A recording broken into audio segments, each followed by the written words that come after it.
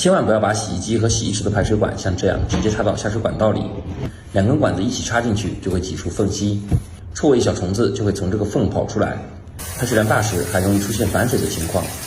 可以安装这个洗衣机下水接头，靠下面的密封圈可以牢牢卡住下水口，侧边的接头可以连接洗衣机的排水管，拧紧卡箍可以更牢固。上面的密封圈可以接洗衣池的废水管，不留一点缝，起到防虫防臭的作用。底下带一个自动的止水阀，通水时打开快速排水，闭合时可以防止臭气蟑螂跑到家里来。你家装了吗？爱干净，除味防臭专家。